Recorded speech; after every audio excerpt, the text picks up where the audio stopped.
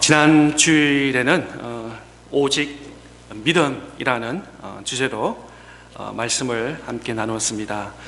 부패한 교회를 변혁시키고자 했던 루터의 종교 개혁의 운동은 전 유럽뿐만 아니라 전 세계를 변화시키며 교회를 새롭게 하는 개혁 운동이었습니다.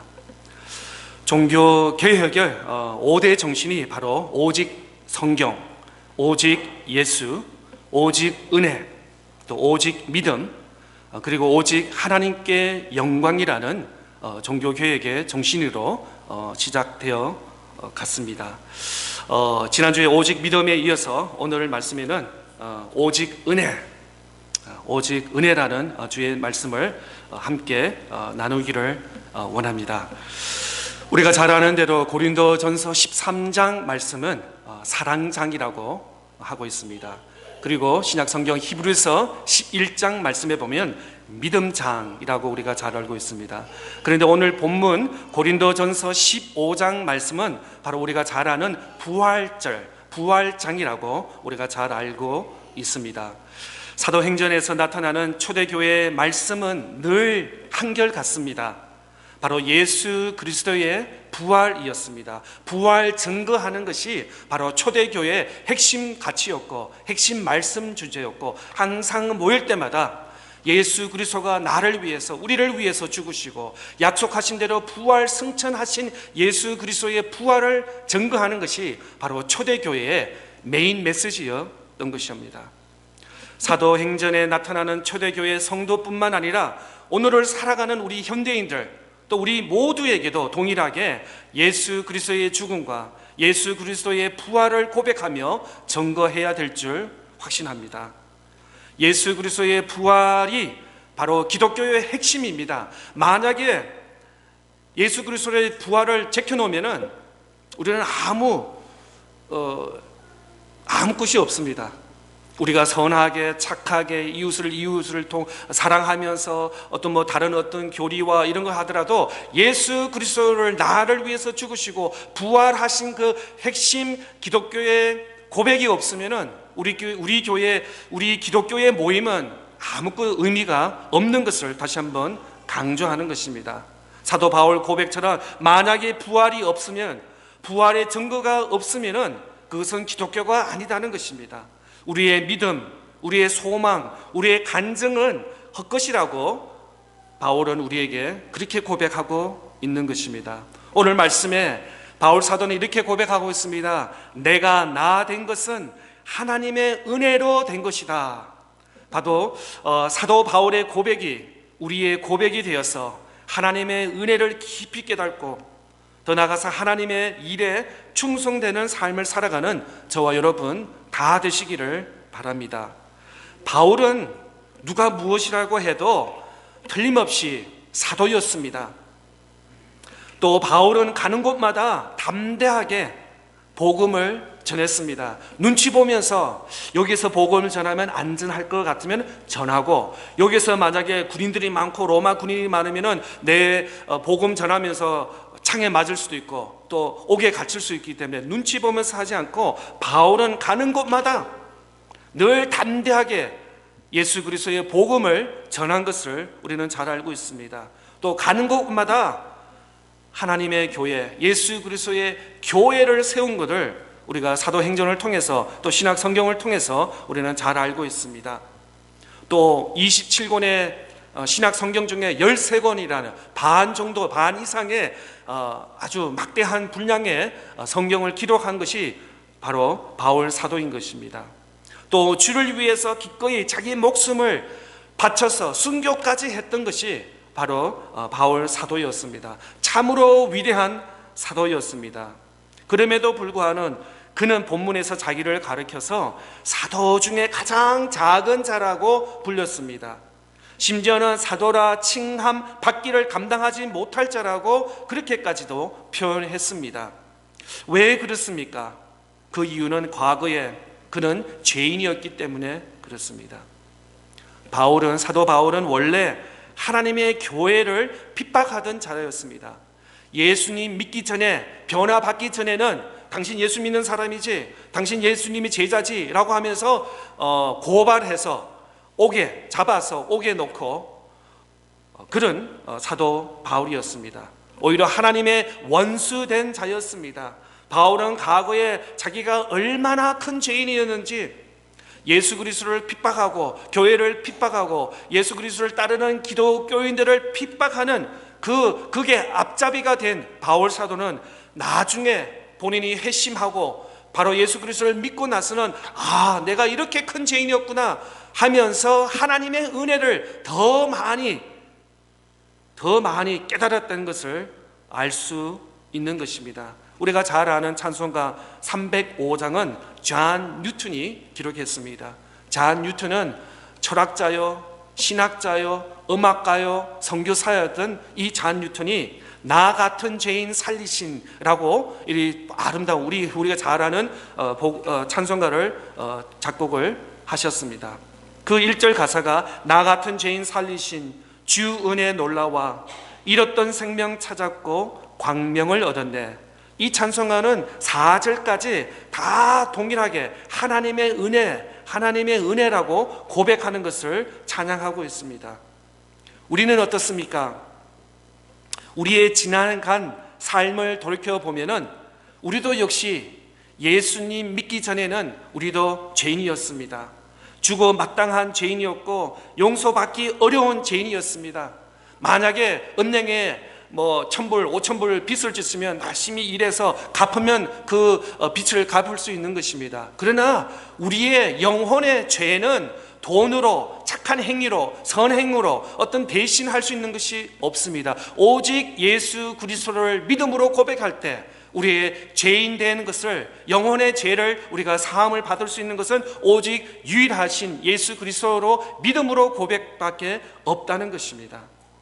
그리하여 우리는 예수 믿기 전에는 다 죄인이었다는 것을 우리가 고백 아니할 수 없는 것입니다. 그러나 예수님이 우리의 구주가 되셔서 십자가에 흘리신 보혈로 우리의 모든 죄를 용서하여 주시고 우리를 죄 없다, 또 하나님의 자녀로 의롭다라고 우리를 다시 세워 주신 것입니다.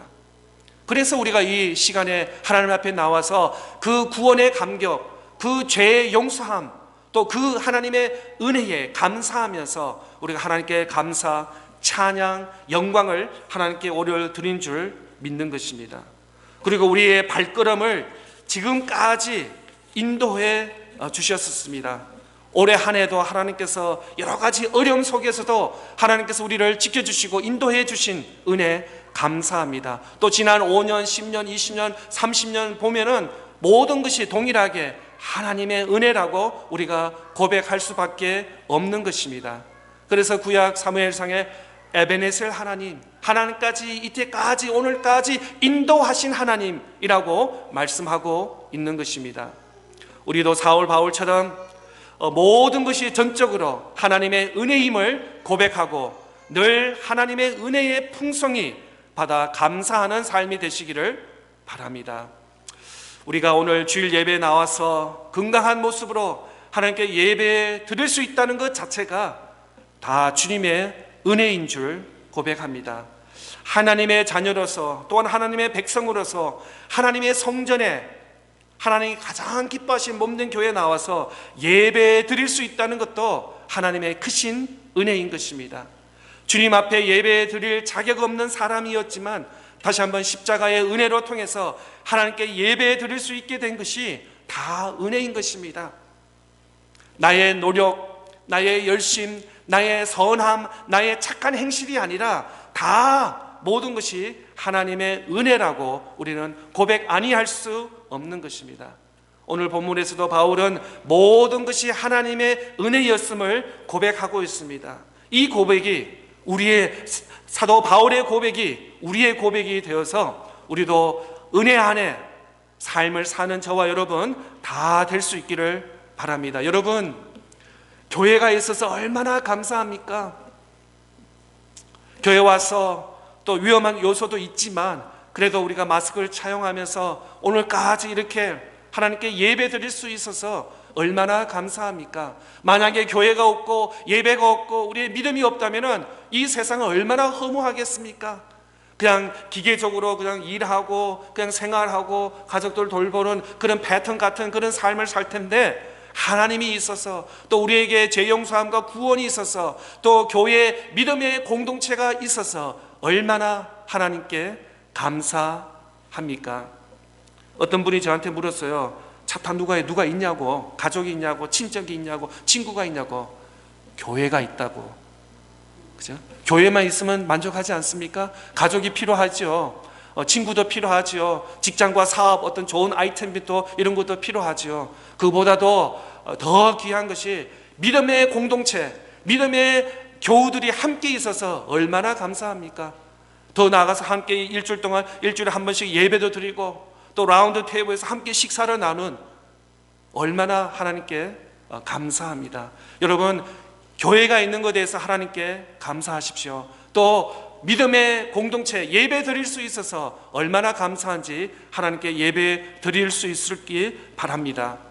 사람들은 흔히 좋은 일이 생기면은 자신이 훌륭해서 그 원인을 자기에게 찾고 있다는 것입니다. 모든 영광을 자기에게 돌리고 있다는 것입니다. 내가 잘났어, 내가 똑똑해서, 내가 건강해서, 내가 머리가 좋아서, 내가 어떤 비즈니스 스킬이 좋아서 내 비즈니스를 이렇게 웅장하게 잘 성장했다. 내가 직장 생활 잘해서 우리 CEO라든지 매니저한테 눈이 박혀서 내가 오늘까지 이렇게 잘 사다리 타고 우리 회사에서 캐피털 레터를 잘 왔다라고 이렇게 우리가 할 것입니다.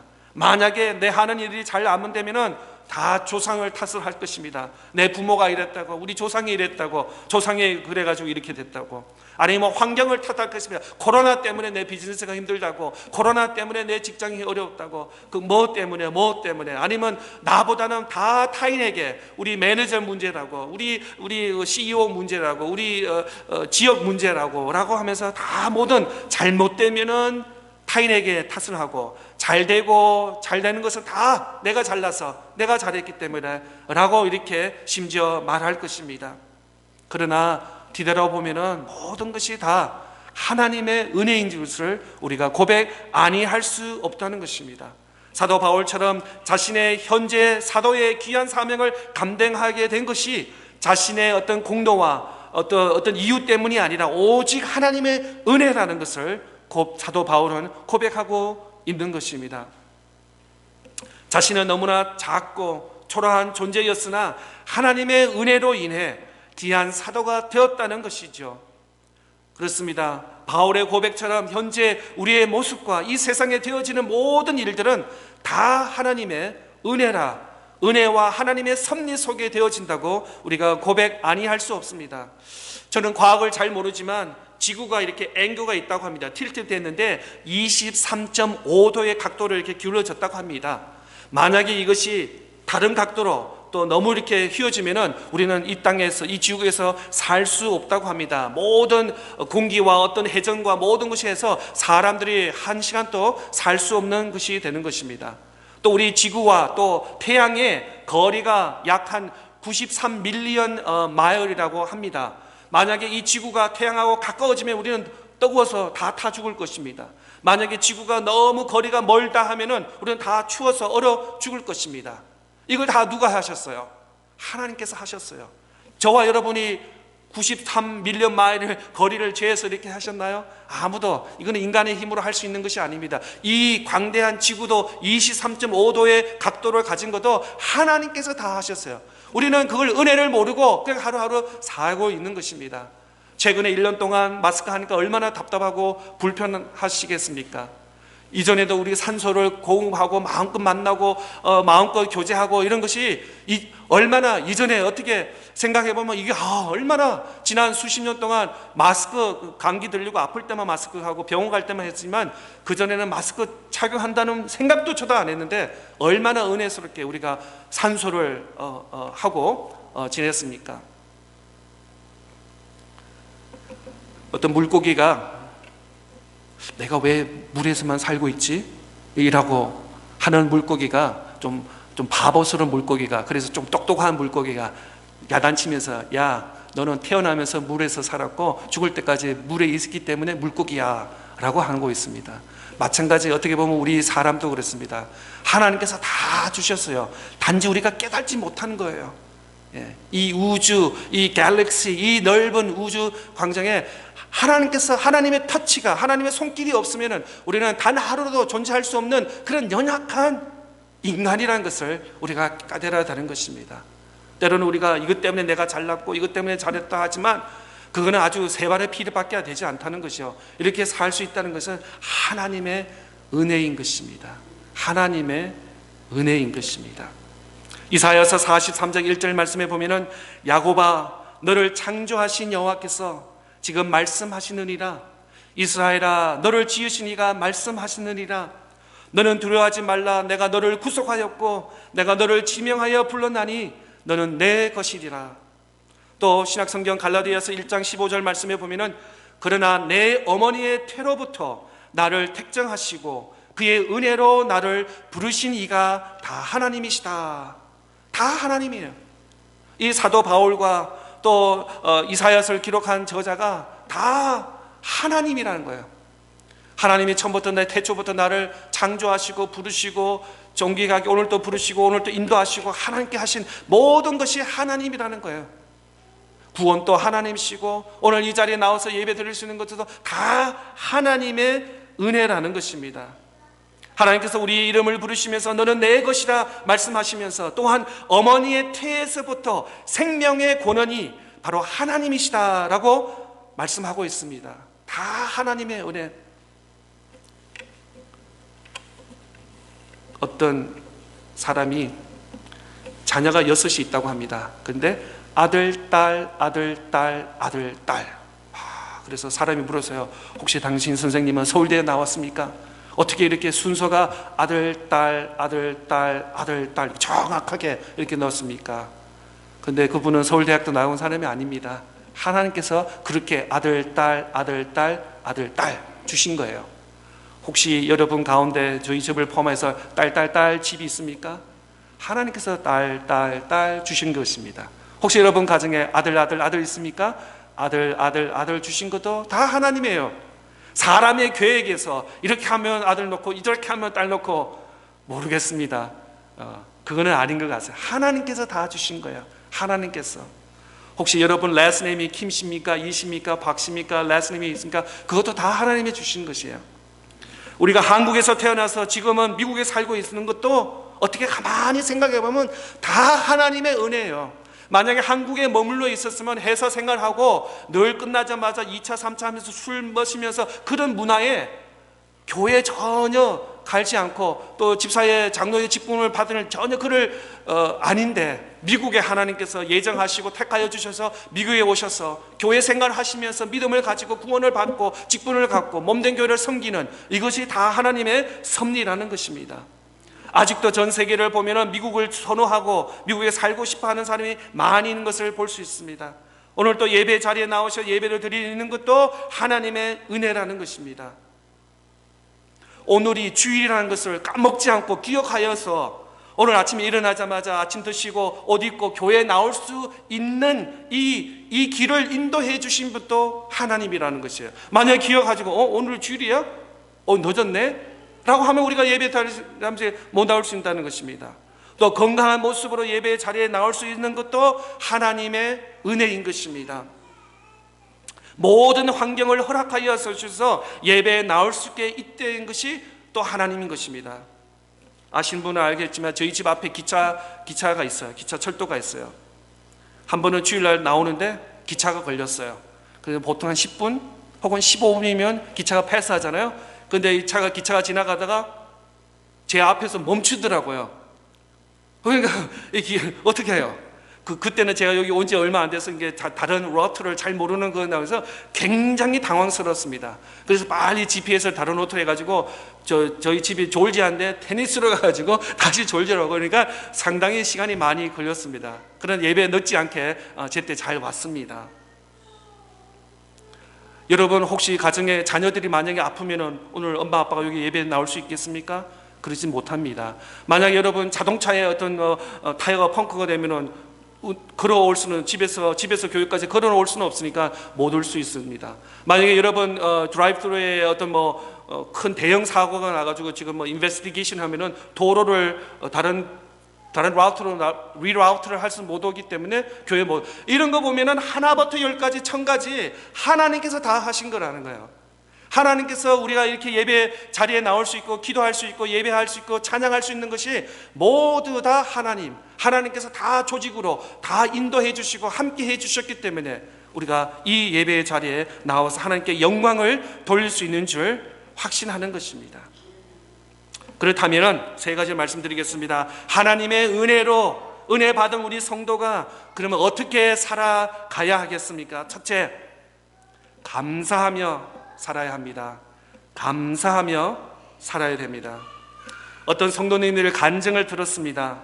보스턴에서 LA로 가는 비행기를 탈 계획이었는데 그 오랜만에 만난 친구라서 친구가 건면해서 야 친구야 며칠 더 있다가 가라. 왜 그렇게 급하게 가냐. 좀 회사 일 좀 딜레이 시키고 조금 더 며칠 있다가 나랑 시간을 좀 더 보내며 가자라고 했습니다. 그런데 그날이 9월 11일 2001년도라고 합니다. 만약에 이 친구가 친구의 말을 듣지 않고 다음에 만나면 되지라고 자기 비행기 스케줄을 보스턴에서 LA 가는 비행기를 탔으면은 모든 사람이 그때 테러 건물을 사우스 타워, 노스 타워를 뉴욕을 치는 것처럼 아마 그냥 천국 갔을 것입니다.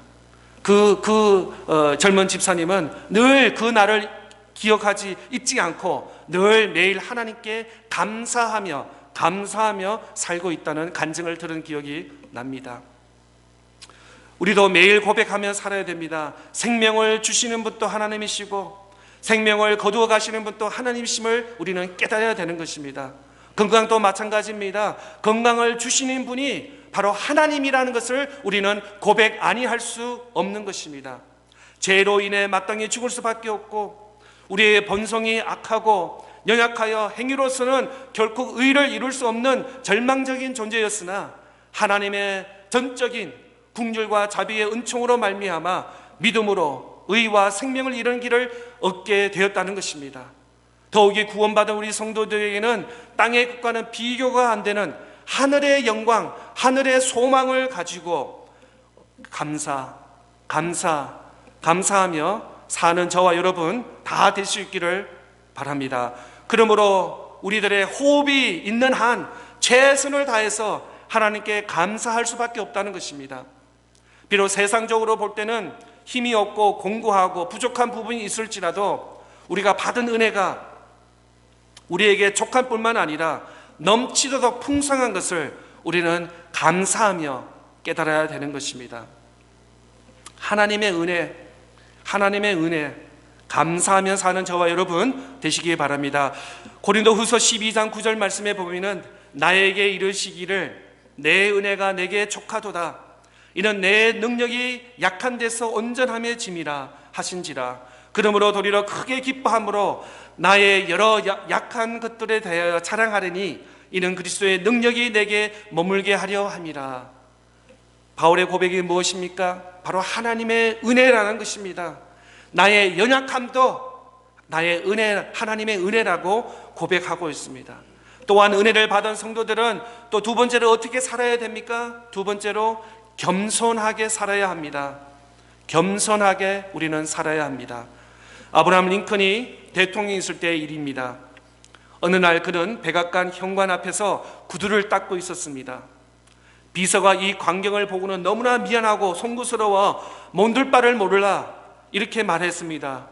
링컨 대통령님, 이게 어떻게 된 일입니까?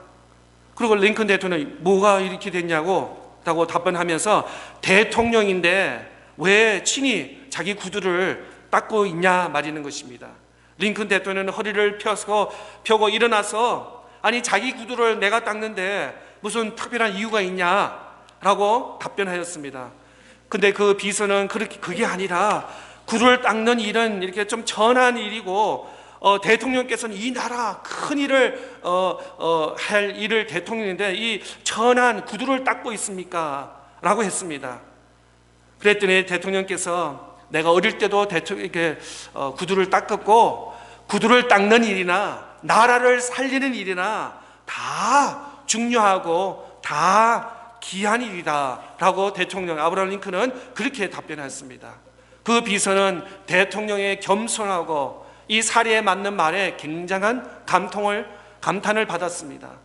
링컨 대통령은 미국뿐만 아니라 지금도 미국의 아마 최고 대통령으로 존경을 받는 그런 대상인 것을 볼 수 있습니다. 그래서 백악관을 기도 자리까지 만드신 것입니다.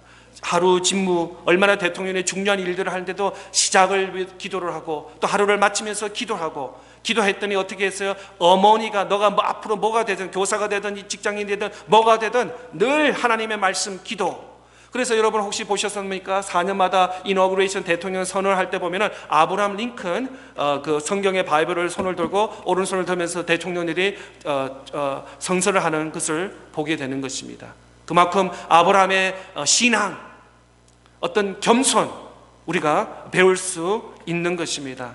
하나님의 은혜도 된 성도들은 마땅히 삶의 본을 보다 겸손하게 살아야 된다고 말씀하고 있는 것입니다. 우리가 구원을 받은 것도, 주님의 귀한 직분을 받아 사명을 감당한 것도, 그리고 우리가 의롭고 경건한 생활을 건질 수 있는 것도 모두 다 하나님의 은혜이기 때문에 우리의 재능과 우리의 능력과 우리의 수고와 우리가 잘나서 된 것이 아니라 모든 것이 다 하나님의 은혜이기 때문에 우리는 겸손할 수밖에 없다는 것입니다. 특별히 우리 교회 목사를 비롯해서 모든 직분자들, 모든 성도님들, 나의 생각으로, 나의 방법으로, 나의 힘으로 몸된 교회를 섬기지 마시기를 부탁드립니다. 오히려 주님 주시는 은혜, 주님 주시는 능력으로 귀한 직분과 귀한 사역을 감당할 수 있는 저와 여러분 될 수 있기 바랍니다. 그렇습니다. 교회는, 교회의 직분과 교회의 삶은 내 생각과 나의 방법과 나의 경험과 나의 어떤 노하우로 하는 것이 아니라 하나님의 은혜로, 하나님 주시는 능력으로, 하나님 주시는 힘으로 우리 몸된 교회를 섬겨 나갈 때 하나님 교회가 온전하게 아름답게 성장해 나갈 수 있는 줄 믿습니다. 이거는 회사가 아니에요. 이거는 어떤 컴퍼니가 아닙니다. 하나님의 몸된 교회인 것입니다. 그래서 이것은 내 생각대로, 내 방법대로, 내 의지대로 하는 것이 아니라, 시간이 있으면 봉사하고 시간이 없으면 안 하고 하는 것이 아니라 하나님이 주시는 능력, 하나님 주시는 은혜로 우리 몸된 교회를 섬겨 나가야 될 줄 믿는 것입니다. 가정도 다녀보세요. 가정에도 보세요. 자녀들도 내 생각대로, 내 계산대로, 내 방법대로 우리 자녀들이 그렇게 커가든가요? 때로는 부모님들이 아이가 A 학교를 갔으면 좋겠는데 그렇게 하는 학생도 있지만 그 외에 B 학교를 갈 수도 있습니다. 또 내 아이는 모르겠어요. 바이올린을 치는 아이를 되는데 바이올린보다는 축구에 더 관심이 많은 거예요. 부모님 생각과 방법과 마무리 이렇게 환경을 만들어도 내 자녀, 내 뱃속에서 난 자녀들도 내 생각대로, 내 마음대로 안 되는 것이 자식 농사잖아요. 마찬가지 교회도 그렇습니다. 문화도 틀리고, 여기 차 타놓고 40년 되신 분도 계시지만 최근에 오신 분도 계시고 10년 되시는 분이고, 한국에서 금방 오신 분도 계시고, 미국에서 오래 사신 분도 여러 가지도, 신앙도 마찬가지입니다. 믿음의 연수가 오래되신 분이 있는가 하면 최근에 6개월, 1년밖에 믿지 않는 모든 다양한 사람들이 모인 곳이 교회인 것입니다. 그러다 보니까 내 마음대로, 내 생각대로, 내 계획대로 되는 일도 있지만 되지 않는 일들이 더 많은 것을 우리가 인정해야 되는 거예요.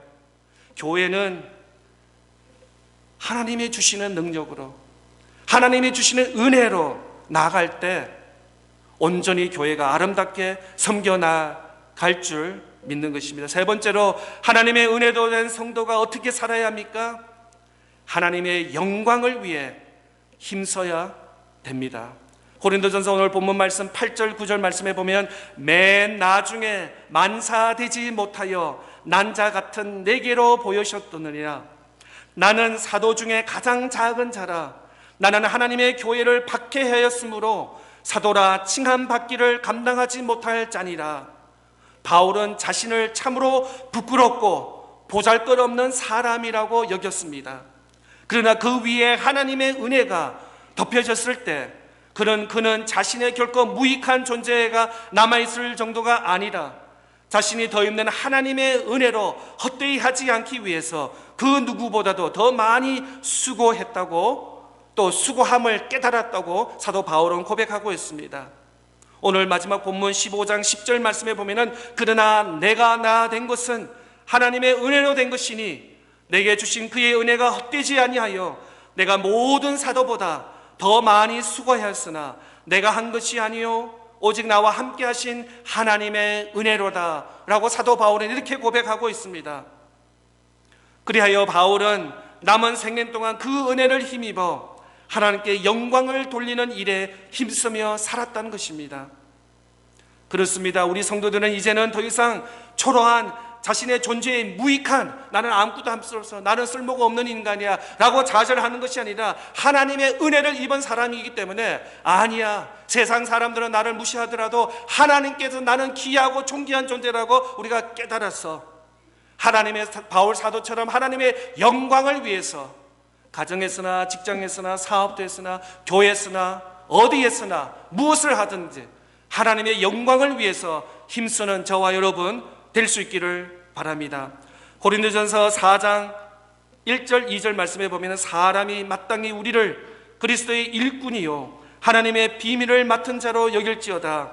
그리고 맡은 자들에게는 구할 것은 충성이라 라고 말씀하고 있습니다.